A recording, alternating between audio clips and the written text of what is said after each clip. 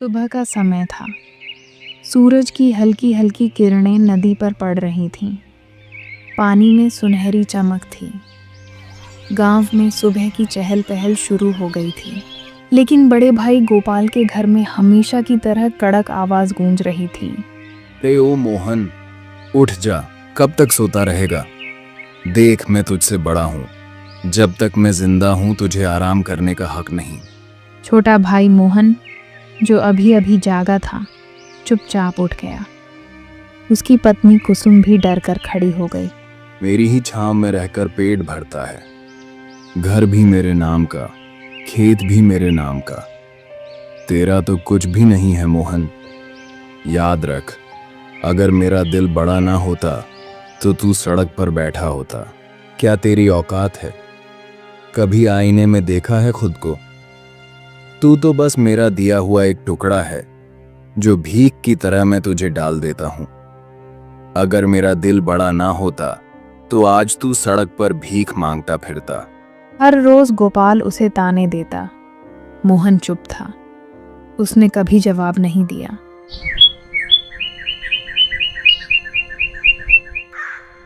उसके माता पिता बचपन में ही मर गए थे। बड़ा भाई ही उसे पाल पोस कर बड़ा कर लाया था।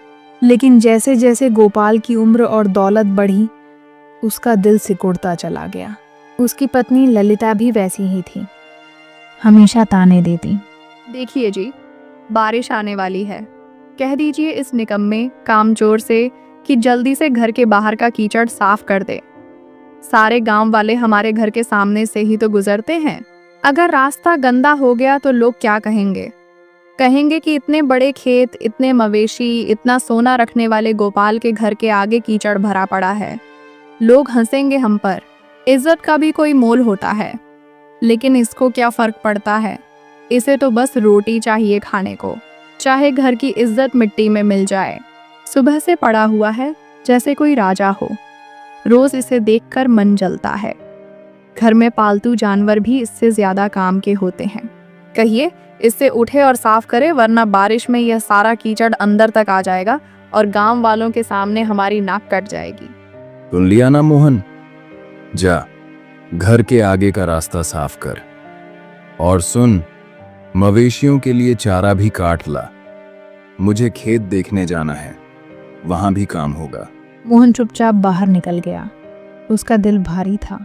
हर दिन भाई की बातें उसे तोड़ रही थीं, लेकिन फिर भी वह यही सोचता। भैया ने ही तो पाला है, उनका हक भी है डांटने का। बारिश की बूंदें अब धीरे धीरे गिरने लगी थीं। आसमान में घने काले बादल थे। गांव की एक बूढ़ी दादी कह रही थी, अरे, नदी का पानी बढ़ेगा आज। ईश्वर सबकी रक्षा करे।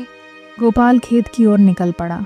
जाते जाते उसने मोहन से कहा, सुन, अगर बारिश तेज हुई और नदी का पानी घर तक आ गया तो सबसे पहले मेरे मवेशी बचाना। तेरा सामान तो वैसे भी किसी काम का नहीं, पर मेरी गाय भैंस मर गई तो नुकसान मेरा होगा। मोहन की आंखों में आंसू आ गए, पर उसने सिर झुकाकर कहा, ठीक है भाई, जैसा आप कहें।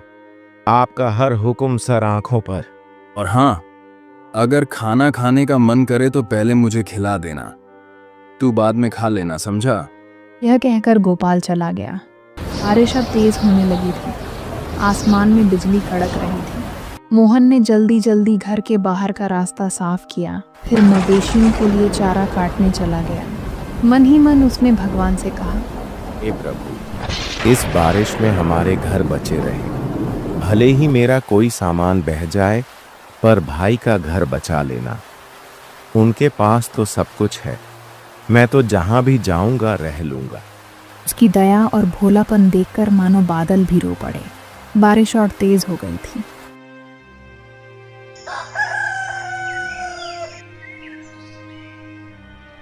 देखो, अब ये घर मेरा है और मेरे हिसाब से ही चलेगा। कोई मेरी बात टालने की कोशिश मत करना। भैया, इतना गुस्सा मत कीजिए।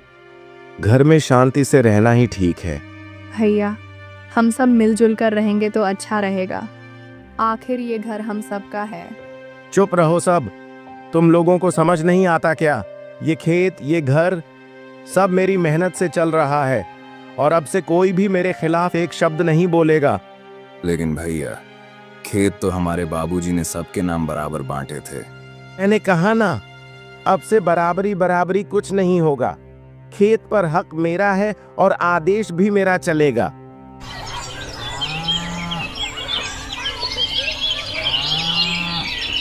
मोहन की कड़कती आवाज दीवारों से टकराकर पूरे घर में गूंज रही थी।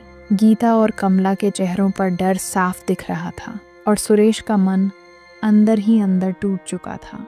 लेकिन किस्मत को कुछ और ही मंजूर था, क्योंकि इसी झगड़े की वजह से एक ऐसा राज खुलने वाला था जिसे सुनकर पूरे गांव में हलचल मच जाएगी। मोहन की कड़क आवाज से पूरा घर कांप रहा था। सुरेश चुप था, लेकिन उसकी आंखों में गुस्सा और दर्द दोनों भरे थे। तभी अचानक पुराने लकड़ी के संदूक से एक आवाज आती है, थक थक, जैसे कोई अंदर से खटखटा रहा हो। ये कैसी आवाज है? संदूक तो बरसों से बंद पड़ा है। हे भगवान, इस समय ये कैसी दस्तक सुनाई दे रही है? कोई भी संदूक के पास मत जाएगा, वो मेरा है, समझे सब? भैया, शायद इसमें ही उस राज का जवाब छिपा है जो बाबूजी हमेशा छुपाते थे। नहीं मोहन भैया, अब ये राज सामने आकर ही रहेगा, चाहे कुछ भी हो जाए। सुरेश आगे बढ़ता है और भारी संदूक का ताला तोड़ देता है। थक, छन्न की आवाज के साथ संदूक खुल जाता है। जैसे ही ढक्कन उठता है, सबकी आंखें फटी की फटी रह जाती हैं।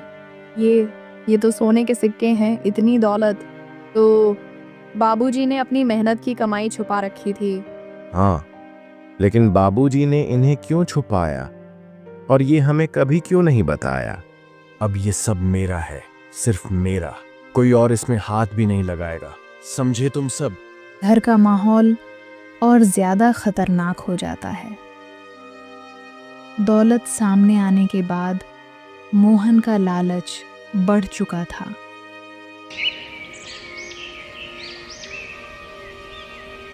लेकिन सुरेश और बाकी सबको लग रहा था कि इस खजाने के पीछे कोई बड़ा राज छुपा है जो अभी तक सामने नहीं आया। सोने के सिक्के सामने आने के बाद पूरे घर का माहौल बदल गया। सबकी आंखों में सवाल थे, लेकिन मोहन की आंखों में सिर्फ लालच। उसके चेहरे पर एक खतरनाक मुस्कान थी। ये सब दौलत मेरी है। बाबूजी हमेशा मुझे ही अपना वारिस मानते थे, किसी और का इसमें कोई हक नहीं है। नहीं भैया, ये खजाना सिर्फ आपका नहीं है, ये बाबूजी की मेहनत है और ये हम सबका है। भैया, बाबूजी हमेशा कहते थे कि दौलत से ज्यादा जरूरी परिवार होता है। अगर आप सबको छोड़कर सिर्फ अपने बारे में सोचेंगे तो उनका आशीर्वाद कभी नहीं मिलेगा।